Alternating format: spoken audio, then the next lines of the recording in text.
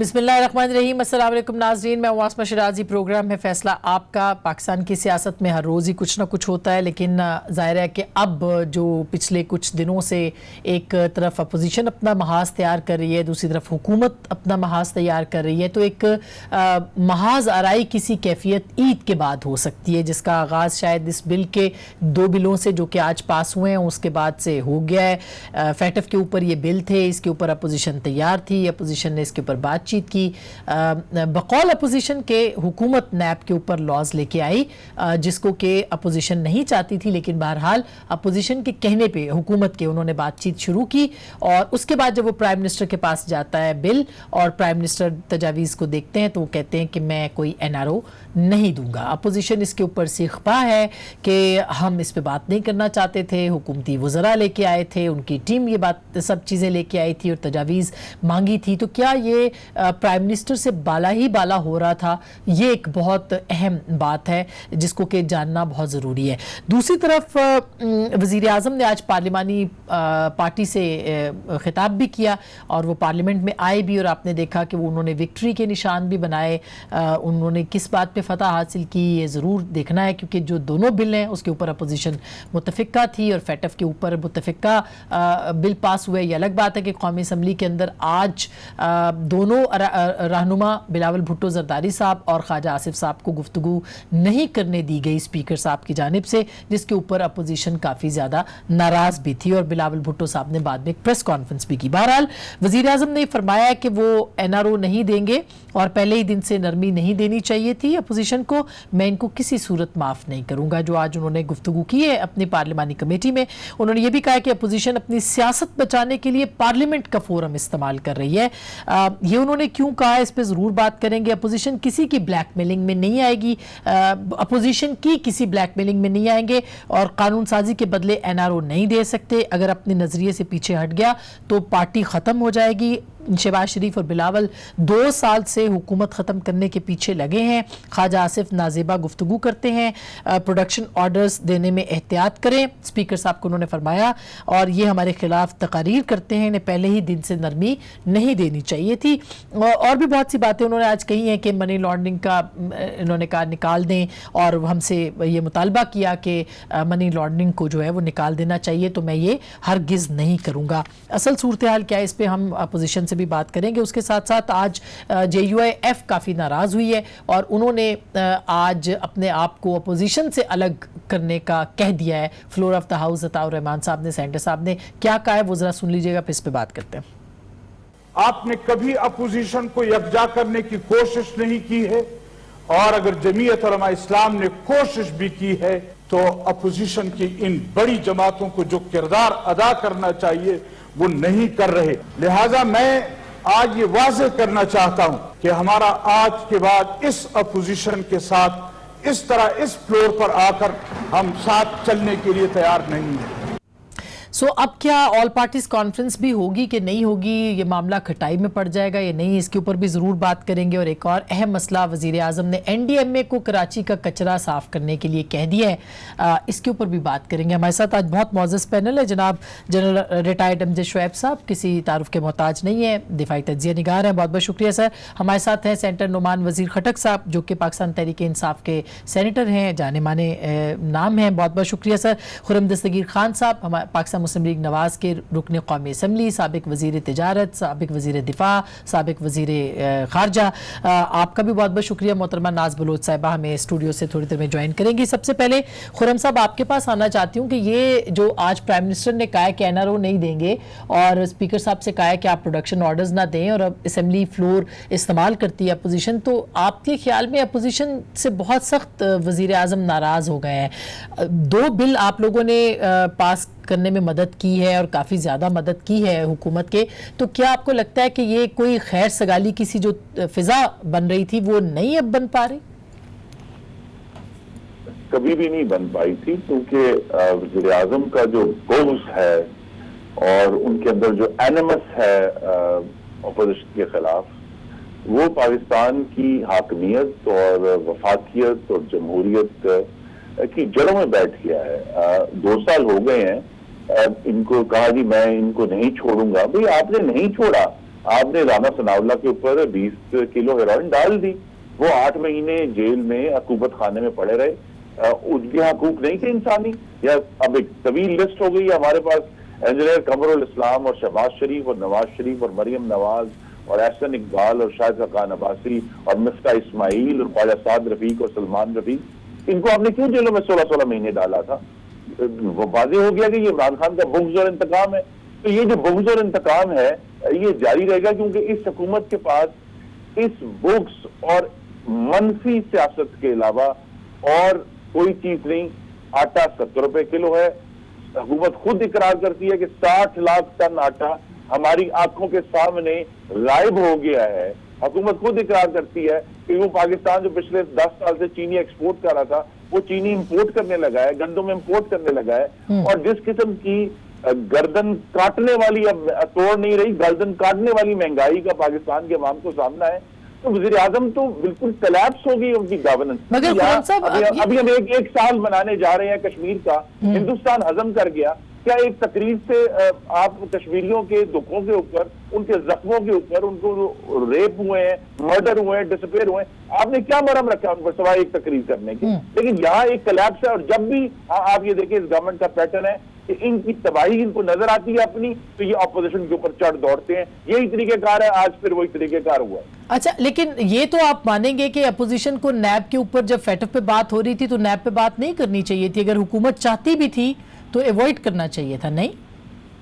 जी, ये 4 बिल लेकर आए थे। एक नैब का बिल था, 2 एंटी टेररिस्ट एक्ट में अमेंडमेंट के अलग-अलग बिल थे जिनकी वजह से आज भी कंफ्यूजन है, और एक यूएन सिक्योरिटी काउंसिल का बिल था जो फॉरेन ऑफिस की तरफ से आया था। हमें जो फॉरेन ऑफिस का बिल था और एक जो एंटी टेररिस्ट एक्ट में अमेंडमेंट थी जो फॉरेन ऑफिस के बिल की मुताबिकत में की गई थी, उस पर हमें बहुत माइनर इतराजात थे और वो हमारे इतराजात हुकूमत ने मान लिए।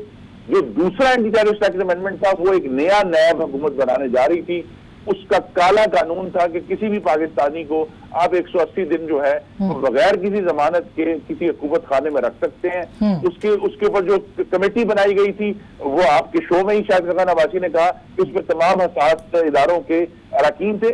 और आसमा बीवी, ये जो बिल था ये खुफिया बिल नहीं था, ये फरवरी 2020 से कौमी असेंबली के रिकॉर्ड में मौजूद है और हमने उस वक्त भी इसमें अमेंडमेंट डाली थी। ऑपोजिशन इस पर एतराज किया कि ये काला कानून हम पास नहीं होने देंगे, वो फौरी तौर पर विड्रॉ कर लिया गया। और जो नैब की जो डिस्कशन थी ये खुद आज इसके ऊपर बिल्कुल पीएमएलएन और पीपल्स पार्टी ने, बिलावल साहब ने भी कहा है कि ये हम नहीं होने देंगे और आगे भी नैब के ऊपर जो कवानीन है उस पर भी हम नहीं मानेंगे। लेकिन जनरल साहब, फैटफ का कानून ऐसा था जो कि रिक्वायरमेंट थी और यूएन की थी, और फिर जो जिस तरह से उसके ऊपर मामला चल रहे हैं, तो पाकिस्तान के अपोजिशन इसके लिए तैयार थी। क्या आपको लगता है कि हुकूमत को नहीं चाहिए था कि इस पे साथ लेके चलते, बाद में भी फिजा बनाते? जब पास हो गया था बिल तो एक अच्छा मैसेज जाता पूरी दुनिया को कि हमने सबने मिलके इस बिल को बनाया। ये तनाज़ा बाद में क्यों खड़ा किया गया? बिस्मिल्लाहिर्रहमानिर्रहीम। देखिए, ये तो इस हुकूमत का ये मसला रहा है कि इन्होंने ऑपोजिशन के साथ वर्किंग रिलेशनशिप नहीं रखी, जो कि आपको अपने लेजिस्लेशन को कामयाब बनाने के लिए, कामयाब लेजिस्लेशन करने के लिए वो इंतहाई जरूरी है और दोनों की एक अंडरस्टैंडिंग होनी चाहिए। ये अगर नैब का कानून साथ ना रखा जाता तब भी अच्छा था, लेकिन अगर रखा भी गया तो फिर उसको रियलिस्टिकली देखना चाहिए था दोनों साइड्स को। जो मैंने तजावीज पढ़ी हैं, जो मैंने देखी हैं, जो पीएमएलएन की तरफ से या पीपल्स पार्टी की तरफ से आई हैं, वो तजावीज बिल्कुल इसी तरह है जैसे नैब को बिल्कुल आप समझिए कि बेदस्तोपा कर दिया जाए या नैब को खत्म ही कर दिया जाए, उसकी जरूरत नहीं रहती। उसमें जो भी तरामीम बताई गई हैं उसमें जाहिर यही नजर ये आता है कि तमाम पुराने और जो आजकल केसेस चल रहे हैं या 99 से लेके जो केसेस हैं जब से नैब बना, वो तमाम केसेस खत्म कर दिए जाएं। उनके लिए कोई ना कोई रास्ता उसमें तजवीज था। तो वो नजर आता है कि वो ऑपोजिशन की तरफ से भी एक मेरा ख्याल है कि दुरुस्त कदम नहीं था, क्योंकि पब्लिक भी देख रही है और आप अपने केसेस को बार बार कहते हैं कि जनाब हम भागे नहीं जा रहे, बोल्डली लड़ेंगे, जबकि नैब जो है वो कोई भी किसी को केस ना पाया तकमील तक पहुंचता है, ना किसी के सजा, ना लेना ना देना, और नैब भी यूं लगता है जैसे एक फैसिलिटेटर के तौर पे काम कर रहा है। तो इन हालात में ये एक मायूसी है एक आम आदमी के लिए कि ना तो एहतसाब आपको कहीं मुंडे चढ़ता नजर आता है कि एहतसाब कहीं किसी नतीजे पे पहुंचेगा, क्योंकि नैब की तरफ से हमें जो कुछ नजर आ रहा है वो भी ऑपोजिशन की अगर ख्वाहिशात देखें तो जो बिल में लेके आए हैं उससे लगता है कि वो एहतसाब चाहते ही नहीं कि यहाँ पे हो, और हुकूमत की तरफ से देखें तो वो चूंकि उन्होंने कोई वर्किंग रिलेशनशिप नहीं रखी, कोऑर्डिनेशन नहीं रखी, तो लगता है कि किसी किस्म की अंडरस्टैंडिंग हो ही नहीं सकती, आप मिलकर साथ बैठने को तैयार ही नहीं है, तो फिर ये मुल्क चलेगा कैसे और लेजिस्लेशन आगे बढ़ेगी कैसे। सो ये डायलेमा है जो लेके हम आज देख रहे हैं कि दोनों तरफ से कुछ अपनी कुछ मसाइल ऐसे हैं जिनकी वजह से आप लेजिस्लेशन नहीं कर सकते। रॉन्ग मैसेजिंग जा रही है, इससे रॉन्ग मैसेजिंग हुई है, इससे गवर्नमेंट को होता है कि वो अपोजिशन को साथ लेके चलते हैं। आपके ख्याल में जैसे आपने कहा कि हुकूमत नहीं चल पा रही और अपोजिशन को भी बात नहीं करनी चाहिए थी। गवर्नमेंट को ऑपोजिशन के साथ एक वर्किंग रिलेशनशिप डेवलप करनी चाहिए क्योंकि गवर्नमेंट ड्राइविंग सीट में है। लेकिन मैं नैब के कानून का जब कह रहा हूं वहां ऑपोजिशन की गलती है कि जो इन्होंने अमेंडमेंट्स प्रपोज की हैं वो मेरा नहीं ख्याल के इखलाकी तौर पे मुनासिब हैं। वो लगता यही है कि ये अमेंडमेंट सारी जो हैं ये अपने केसेस को खत्म कराने के लिए की जा रही हैं और उसमें बड़ी तफसील से लोगों ने सामने ला के दिया कि इस अमेंडमेंट से किस किस को क्या फायदा पहुंचेगा, इस अमेंडमेंट से किस किस को क्या फायदा पहुंचेगा। अच्छा, मगर जनरल साहब उसमें तो ये भी कहा जा रहा है ना कि अपोजिशन हुकूमत के भी कुछ लोग उसमें शामिल हैं, मसलन बहुत सारे केसेस जो हुकूमती लोगों के ऊपर खड़े हुए हैं शामिल हैं, तो अपोजिशन को चाहिए कि उनको बेनकाब करे और कहे कि नहीं जी हम तो इन ऐसे अमेंडमेंट चाहते ही नहीं।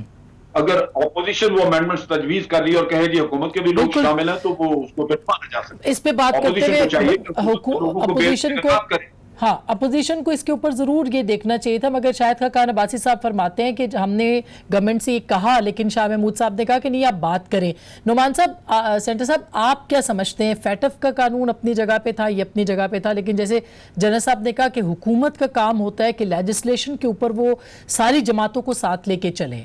हुकूमत क्यों फेल हो रही है? फिर प्राइम मिनिस्टर बार बार ये बात क्यों कहते हैं कि एनआरओ नहीं दूंगा? जब भी वो कहते हैं उसके बाद कुछ ना कुछ ऐसा हो जाता है कि हुकूमत को फिर अपनी एक्सप्लेनेशन देनी पड़ती है। देखिए, अभी आज जिस तरह ये दोनों बिल पास हुए, फॉरेन ऑफिस से आया था, एक दूसरा दो बिल थे यूएन रिलेटेड बिल्स थे, दो पास हुए, ये तो शो करता है कि ऑपोजिशन और गवर्नमेंट के बीच में कोऑर्डिनेशन थी। एक डिस्कशन हुई, कमेटी में गई, सेनेटरी कमेटी में गई, नेशनल असेंबली की कमेटी में गई। आज इंटेंसिव डिस्कशन सेनेट कमेटी में हुआ और उसके बाद एक एग्रीमेंट दोनों के बीच में हुआ। तो थोड़ा चेंजेस आए जो नेशनल असेंबली से पास किया था, इसको टाइम बार कर दिया कि ये कब तक अपील फाइल की जा सकती है for effective review and reconsideration. जो प्रिसाइज वर्ड्स हैं जो पैरा 144 से 148 of the international court of justice ने लिखा उसके मुताबिक वो चेंजेस थोड़ा है वो एक्सेप्ट किया, गुड। तो there was coordination between the opposition and the government treasury. लेकिन बात जहां तक आती है ना, जैसे नेशनल इंटरेस्ट की बात थी, वेरी गुड, आज बड़ा नेशनल इंटरेस्ट नजर आया कि दो ऑपोजिशन की पार्टीज, मेजर पार्टीज, उन्होंने नेशनल इंटरेस्ट को सुप्रीम रखते हुए एग्री किया, एक पॉइंट पर, एक बिल पर एग्री किया जो टाइम बार होने वाला था। 5 अगस्त को टाइम बार जाना था, इसको करना ही था, बिल पास कराना ही कराना था। आज दे अंडरस्टूड इट, उन्होंने कराया।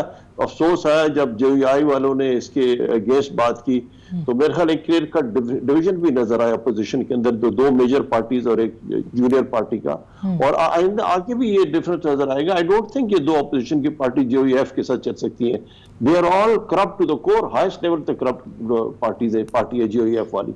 बाकी जो आप जो बात करते हैं कि पीएमएलएन और पीपल्स पार्टी में बात करते हैं, सो जो प्राइम मिनिस्टर जो बात करते हैं इसके ऊपर देखे ना, अगर आप एनआरओ चाहते हैं करप्ट लोगों के लिए तो वो नहीं हो सकता, वो नहीं हो सकता। अगर आप करप्शन को कहते हैं कि 99, जैसे जनरल साहब ने भी बोला कि अगर आप चाहते हैं नैब लॉ में बिल्कुल एग्री चेंजेस होने चाहिए, but do not dilute it. मगर सेंटर साहब, जो इम्पोर्टेंट बात है, मेरे ख्याल है आपके इल्म में भी होगी, मैं ज़रूर आपसे पूछना चाहती हूँ, वो ये कि ये जो जब तरमीम हो रही थी तो हुकूमत की तरफ से कहा गया कि आप नैब के ऊपर बात करें, और ये हमें बहुत सारे सोर्सेज से ये बात पता चली है, अदर देन दैट के शाहिद खान अब्बास साहब और शहरी रहमान साहिबा ने ये बात ऑन द रिकॉर्ड भी कही है।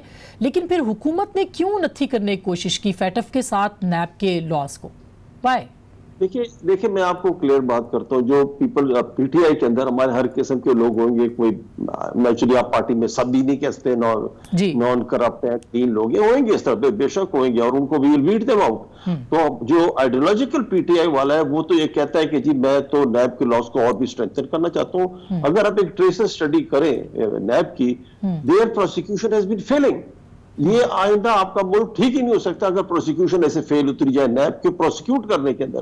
तो नैब लॉज में अमेंडमेंट चाहिए, प्रोसिक्यूशन को स्ट्रेंथन करना है, उनकी गलतियां निकालकर इसके अंदर रूल्स लॉज बनने जो उसको फर्दर स्ट्रेंथन करेंगे। वरना जैसे जनरल साहब ने बात की, वरना तो कुछ भी नहीं ठीक। कोर्ट्स में तो आप देखें क्या होता है, नहीं होता है। वी हैव टू हैव नैब। बिल्कुल, अभी सुप्रीम कोर्ट ने जो 2 बिल्कुल सेंटर साहब जो 2 अभी रूलिंग्स आई हैं, खास करके जो हुक्म आया है या फैसला आया है जस्टिस मकबूल बाकर का, तो उसके बाद तो जाहिर है कि बहुत गुंजाइश मौजूद है। मगर नाज आपको भी वेलकम करते हैं, आपने शायद डिस्कशन भी मिस की है, लेकिन असल बात यह कि प्राइम मिनिस्टर कहते हैं कि एनआरओ नहीं देंगे। अगर ऐसी इन्वायरमेंट थी तो अपोजिशन क्यों गई एनआरओ लेने के लिए बकौल हुकूमत के? बिस्मिल्लाहिर्रहमानिर्रहीम। देखिए आसमा, इस बात में मैं समझती हूँ कोई सदाकत नहीं है कि अपोजिशन कोई किस्म की जो है वो एनआरओ लेने के लिए गई है या एनआरओ का सोच रही है। बात यह है कि नैब के इशू में भी ये हुकूमत खुद चाहती थी कि अपोजिशन मिलकर बैठे, और ये डे 1 से बात हो रही थी पार्लियामेंट के अंदर। लेकिन देखिए बात यह है कि हम चाह क्या रहे हैं? हम तो कुछ भी नहीं चाह रहे। जो अदालती फैसले आ रहे हैं वो वही बात कर रहे हैं जो कि अपोजिशन गुज़िश्ता 2 सालों से कर रही है। हम तो हमारी कोई नाजायज़ डिमांड नहीं है, हमारी तो वही डिमांड है जो हम पहले भी नून लीग की हुकूमत में भी हम कहते रहे कि नैब के जो कवानीन हैं, ये ड्रैकोनियन लॉज हैं, इसको आर्म ट्विस्टिंग के लिए, विच हंटिंग के लिए, सियासी वफादारियाँ तब्दील करने के लिए, इन मकासद के लिए इस्तेमाल किया जाता है। पॉलिटिकल इंजीनियरिंग, पॉलिटिकल विक्टिमाइजेशन, ये वो चीज़ें हैं जो हम नून को कहते रहे, लेकिन नून लीग कहती थी हम पे कोई केस नहीं है। आज वही नून लीग कहती है, रियलाइज कर चुकी है कि काश उस वक्त वो रिफॉर्म्स के ऊपर बात कर लेते। तो ये जो सियासी मकासद के लिए अपोजिशन को चुप कराने के लिए जबरदस्ती जेलों में ठुसाया जाता है, और आप ये देखें कि ह्यूमन राइट की वायलेशन हो रही है इस वक्त। आप 90 डेज प्लस 90 डेज, ये दुनिया में कहां पे आपको ये कानून लेकिन ये तो है? रिजेक्ट हो गया ना, ये तो अभी आज ये बिल तो नहीं आया। देखिए ये जब उसी कमेटी के अंदर ही बात हो गई तो उन्होंने रिजेक्ट कर दिया। मगर आज स्पीकर साहब ने बिलावल साहब को और ख्वाजा साहब को क्यों नहीं बोलने दिया? क्या इसके ऊपर कोई बात? क्योंकि साथ में प्राइम मिनिस्टर ये कह रहे हैं आप इनको फ्लोर क्यों देते हैं, पार्लियामेंट का फोरम क्यों देते हैं? देखिए अब ये आप देखें कितने अनडेमोक्रेटिक स्टेटमेंट्स हैं कि फ्लोर क्यों देते हैं, इनको पार्लियामेंट में बोलने क्यों देते हैं। हमें यह भी पता चला था कि हिदायत है स्पीकर साहब को कि मुराद से जब जब बात करना चाहें उनका माइक घंटों ऑन होगा। तो ये नाइंसाफी है, ये तजलील है उस ऐवान की जहां पे अवामी नुमाइंदगान आए हैं, जो अपोजिशन के लोग हैं वो भी अवाम के वोटों से आए हैं। स्पीकर साहब तो खिलाफ तहरीक अदम एतमाद। देखिए हम तो पिछले दिनों भी अदम एतमाद की बात कर रहे थे, क्योंकि बात यह है कि शाह महमूद कुरैशी साहब तकरीर करते हैं, 1.5 घंटा उनको मौका मिलता है, लेकिन अपोजिशन जब बात करना चाहती है तो उन्हें 10 मिनट के बाद बार बार याद दिलाया जाता है जी आपका वक्त मुकम्मल हो रहा है, इससे ज्यादा आप बात नहीं कर सकते। देखिए इस वक्त बहुत खौफनाक माहौल इसलिए बन रहा है कि आप सुप्रीम कोर्ट की आला अदालतों की जो जजमेंट है, जो रिमार्क्स हैं जस्टिस बाकर के, वो कोई मामूली रिमार्क्स नहीं है। वो देखिए ये एक हकीकत है कि नैब की जो कन्विक्शन रेट है अगर आप वो देखें तो वो तो सिर्फ 8% है। यानी कि 100 लोगों को अगर तस्लील करके बख्तरबंदों में डाल के मीडिया ट्रायल करके उनके ऊपर चार्जशीट लगा दी जाती है, उसमें से 8 अफराद ऐसे हैं जिनके ऊपर साबित होता है। तो आप एक तो इनोसेंट अंटिल प्रूवन गिल्टी, तो आपने उसको कचरे में ये बात जनरल अमजद साहब कह रहे थे ब्रेक से आपके आने से पहले कि प्रोसिक्यूशन के बड़े मसले हैं, एक बात मैं कर लूं मौजूद है, और ये बात सेनेटर नोमान साहब ने भी कही है। एक बात मैं कर लूं, मुझे देखिए बात यह है कि एतराज सिर्फ इस बात के ऊपर है। जी जनरल साहब, देखिए एतराज सिर्फ इस बात के ऊपर है, देखिए अकाउंटेबिलिटी होनी चाहिए, अकाउंटेबिलिटी सबकी होनी चाहिए, अक्रॉस द बोर्ड होनी चाहिए। ठीक है, a person like me will always stand for यही बात हो रही थी जनरल साहब, इस पे बात ये है अक्रॉस द बोर्ड वाले मसले पे। अच्छा सेनेटर नोमान साहब में बैठे हुए लोगों की अकाउंटेबिलिटी क्यों नहीं, बीआरटी की अकाउंटेबिलिटी क्यों नहीं, बिलियन ट्री सुनामी की अकाउंटेबिलिटी क्यों नहीं होती, और दवाओं की कीमतों में इजाफे की अकाउंटेबिलिटी क्यों नहीं होती? ब्रेक के बाद ले लूं आपसे, पावर में तो आप कर लीजिए। जी जी जी, जब आप में आएंगे ना तो आप जरूर करें उनकी अकाउंटेबिलिटी, लेकिन इस आड़ में इस अकाउंटेबिलिटी को खत्म करना कि चूंकि बीआरटी की नहीं हो रही तो लिहाजा ये सारा प्रोसेस बंद कर दिया जाए, ये मुनासिब नहीं। मैं तो अलग मैं एक चीज और अर्ज कर, देखिए बात यह है कि हमारे मुल्क का जो सबसे बड़ा मसला जो तबाही हुई है वो है ये अदारे बर्बाद किए गए, ये हैं पोलिटिसाइज। इस नैब के अदारे में इस हुकूमत ने एक भी आदमी नहीं रखा। जो लोग हैं उससे चेयरमैन से लेके नीचे तक जो कुछ भी है वो पिछले 2 अदवार के भर्ती किए हुए लोग हैं। अब उनके बारे में कौन गारंटी देगा कि वो पोलिटिसाइज? सर अभी तो ताजा इतरात तो ये है जनरल साहब के नैब में आने को कोई नैब तैयार ही नहीं है इस वक्त। तो जो आपको नैब लॉ तो 1999 में आया था, परवेज मुशर्रफ के दौर के कोई लोग नहीं है नैब में, कि सारा कुछ हमारे सर पे ही डालते हैं। वो जो 9 साल से परवेज मुशर्रफ के वो कहाँ गए? जब ओरिजिनल जो सारा स्टाफ है उसको पहले पता होगा कि जनरल साहब एक इतराज जो अभी खुर्रम साहब की तरफ से आया है कि जनरल परवेज मुशर्रफ के दौर में ये इदारा बना था और उस वक्त भी बहुत करप्शन हुई थी, ये बात ठीक है। लेकिन मैं एक छोटी सी ब्रेक लेती हूँ, मैं ब्रेक के बाद जरूर इस पॉइंट पे बात करेंगे। हम सारी चीजों को लाने की कोशिश करेंगे कि फिर अगर एनआरओ दे रहा है, कौन दे रहा है, किस तरह से दे रहा है, देना चाहिए कि नहीं, और फिर एहतसाब अक्रॉस द बोर्ड होगा तो कैसे होगा। स्पीकर साहब के खिलाफ अदब एतमाद आ सकती है कि नहीं। JUIF अब थोड़ी नाराज हो गई है अपोजिशन के साथ। ब्रेक के बाद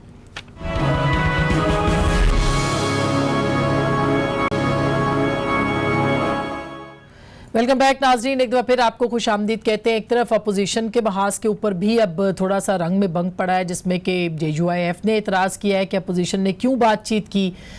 दूसरी तरफ ये कि हम बात कर रहे थे ब्रेक में, मैं जनरल साहब से पूछ लूँगी।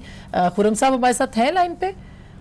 अगर है तो बाद में। लेकिन जनरल साहब अभी मैं देख रही थी टिकर्स ISPR की तरफ से आए हैं कि फ्लडिंग की सिचुएशन के ऊपर फौज को तलब किया गया है, NDMA को तलब किया गया है। प्राइम मिनिस्टर के ट्वीट में तो ये है कि आप जाएं और जाके सफाई करें नालों की और कचरा उठाएं।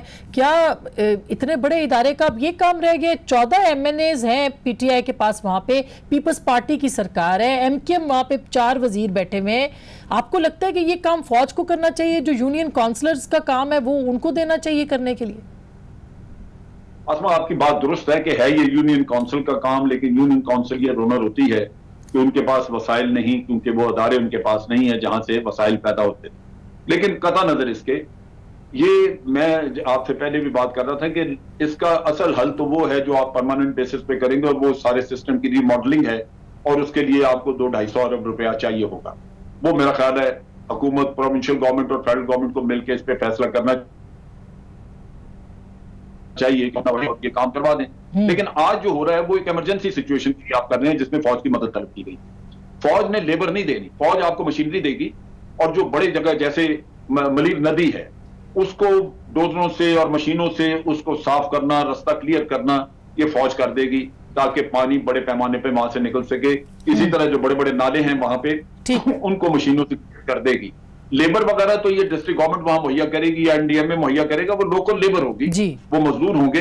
लेकिन फौज के इंजीनियर अपनी सुपरविजन में और फौज की मशीनरी वो लग के तो आपको बड़े बड़े जो ड्रेनेज सिस्टम है वो उनको क्लियर करवा देगी। अच्छा। ताकि ये तो चले आपने क्लियर कर दिया कि ये, लेकिन सेनेटर साहब आपके पास मैं यही सवाल लेके आती हूँ।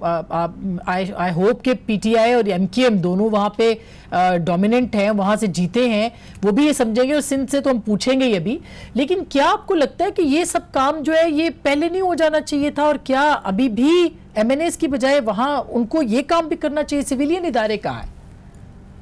देखिए 1850s के अंदर लंदन का सीवरेज सिस्टम भी इस तरह था, जो टेम्स रिवर जो है वो उस तरह गंद से भर गया था और एक बड़ी स्टेंट स्मेल वहां हो रही थी। उसके बाद एक मेजर ओवरऑल हुआ और सारा उन्होंने नया सीवर सिस्टम बनाया जो आज तक चल रहा है वो सिस्टम, जिसके अंदर 10-10 फुट के टनल्स हैं, ड्रेन्स है, 10 फुट 12 फुट के ड्रेन्स हैं। तो कराची जो अभी जो पुराना जो सिस्टम जो था, ड्रेनेज सिस्टम जो था, वो cannot sustain this thing. Karachi इतना ग्रो कर गया तो it has to have a complete massive plan for it कि इसका सिस्टम क्या किस तरह किया जाएगा। एक तो ये बात। नंबर 2, जब फौज को आप लाते हैं तो फौज ये नहीं मतलब फौज के FWA अदारे हैं जब मैकेनाइज ड्रेजिंग की जाएगी, जो नाले इनको वहां किया जाएगा और उससे क्लियरिंग, वो भी टेम्पररी। अभी इस दफा क्या हुआ कि 32 मिलीमीटर बारिश हुई, विच हार्डली एनीथिंग, और उसके बाद ये हालत हो गया कि सारा ड्रेनेज भर गया।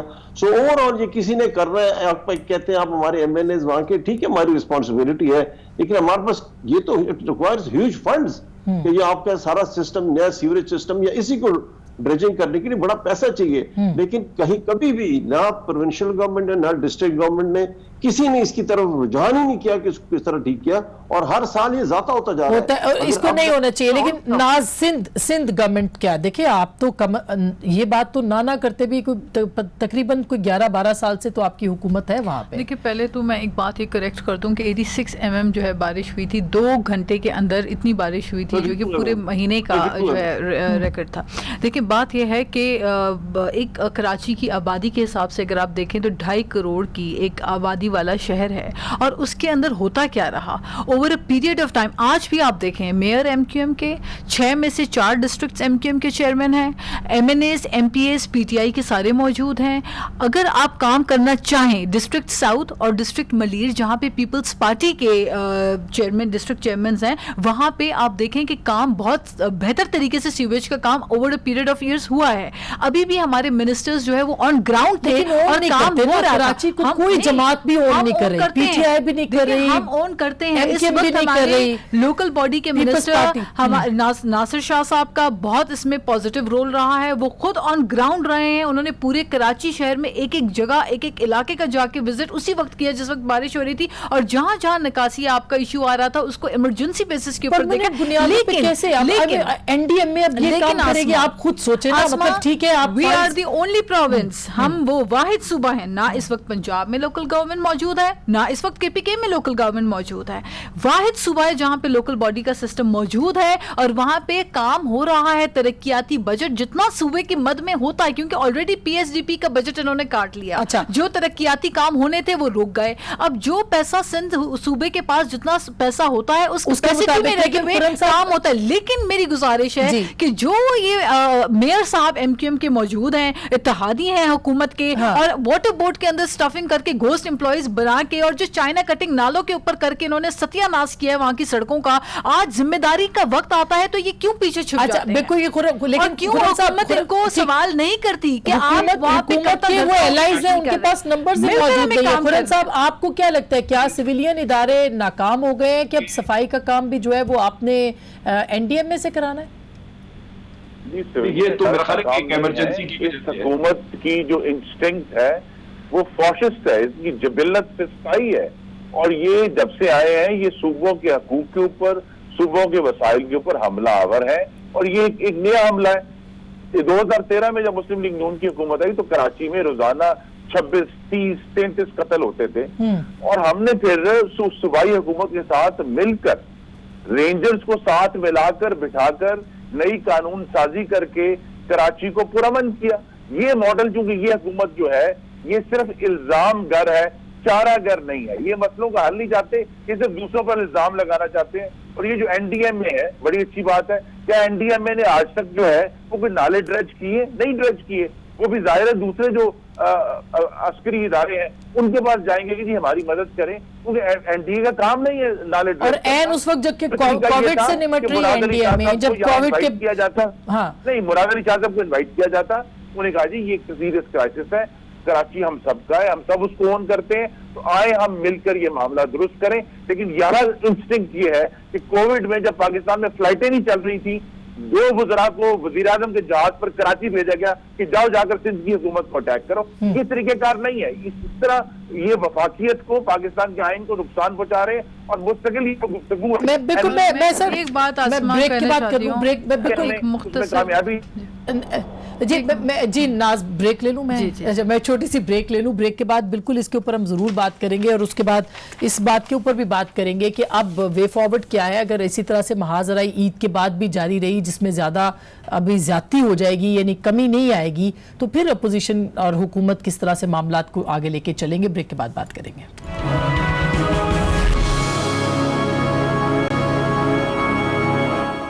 वेलकम बैक नाजरीन, एक दफ़ा फिर आपको खुश आमदीद कहते हैं। ईद के बाद की महाजराई अब जो है उसके ऊपर क्या नाज, इससे लगता है ऐसे है कि अब इस ईद के बाद बहुत ज़्यादा अपोजिशन और हुकूमत की आपस में टसल होगी, क्योंकि प्राइम मिनिस्टर ने कह दिया अब मैं छोड़ूंगा नहीं और अपोजिशन कहती है हमने एपीसी करनी है, कर पाएंगे? देखिए, प्राइम मिनिस्टर तो डे वन से ही उनका यही है, जो तरीक़ेकार यही रहा है कि मैंने छोड़ना नहीं है, और अपोजिशन की फ्रंट बेंचेस हैं उन सब के सबको जो है अंदर कर लेने की बातें ये बार बार होती रही हैं। और आपने देखा कि 10 महीने हो गए खुर्शीद शाह साहब जो है उनकी इन्वेस्टिगेशन और तफ्तीश का मरहला नैब के पास मुकम्मल नहीं हो रहा। जब आपके पास शवाहिद नहीं है, एक सिटिंग एमएनए है, उनके प्रोडक्शन ऑर्डर्स ही पार्लियामेंट में जारी नहीं हो रहे, तो इतनी, हालांकि यही पार्लियामेंट होती थी जब शेख रशीद साहब के भी प्रोडक्शन ऑर्डर्स जारी किए जाते थे पीपल्स पार्टी की दौरे हुकूमत में। तो आई थिंक दिल बड़ा करके थोड़ा टॉलरेंस, थोड़ी इंक्लूसिविटी, थोड़ा एक्सेप्टेंस के साथ एक ऐसा माहौल पैदा करें, क्योंकि फैटिफ के ऊपर देखें, आप देखें जहां मुल्क के नेशनल इंटरेस्ट की बात होती है opposition is on one page.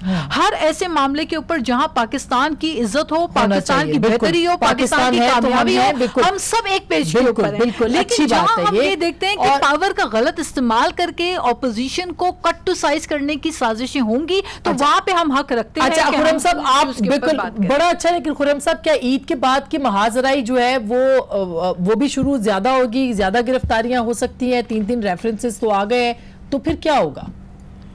Ji, opposition में जाहिर इख्तिलाफात भी होते हैं, लेकिन एक नुक्ते पे हम मुत्तफिक हैं कि हमने पाकिस्तान को अगले चंद माह में साफ, शफाफ और मुदाखलत से पाक इंतखाबात की तरफ लेकर आना है। और ज्यादा जोर जो है वो मुदाखलत से पाक पर है कि हमें 2018 का रीरन नहीं चाहिए जब अवाम का मैंडेट चोरी हुआ। हमें साफ शफाफ इंतखाबात चाहिए, ताकि इस वक्त जो अवाम 70 रुपए किलो आटा खरीद रहे हैं उनकी गर्दनें काट दी हैं। जो हुकूमत जो है अपनी उनकी नजरों के सामने से 60 लाख टन गंदम जो है वो गायब हो गई है। ये नाकाबिले बर्दाश्त है। इसका एक ही हल है कि हम एक नए इंतखाबात तक जाएं जो मुदाखलत से पाक हो, ताकि पाकिस्तान की सियासत भी, जमहूरियत भी और मुआशी कंट्रोल हो सके। सेंटर साहब, क्या साफ इलेक्शन, शफाफ इलेक्शन की तरफ जा सकते हैं? जी, मैं आपको बात बताऊं, जो प्राइम मिनिस्टर साहब कहते हैं और जितने पीटीआई के आइडियोलॉजिकल लोग हैं वो जो कहते हैं कि नहीं छोड़ूंगा, मतलब ये कि करप्ट लोगों को नहीं छोड़ूंगा, जिस पार्टी में भी हो, पीटीआई में भी उनको भी नहीं छोड़ूंगा। मैं आपसे सवाल पूछना चाहता हूं, जो हम कहते हैं आप सबको अरेस्ट करें, सीनियर लीडरशिप के सबसे सीनियर लीडर सेनेट में अपोजिशन का राजा जफरुल हक बैठे हैं, क्यों नहीं उनको अरेस्ट करते? क्यों नहीं जनरल कयूब को अरेस्ट करते? क्यों नहीं खुर्रम दस्तगीर को अरेस्ट करते? इनमें कोई करप्शन की होगी तो अरेस्ट करेंगे। और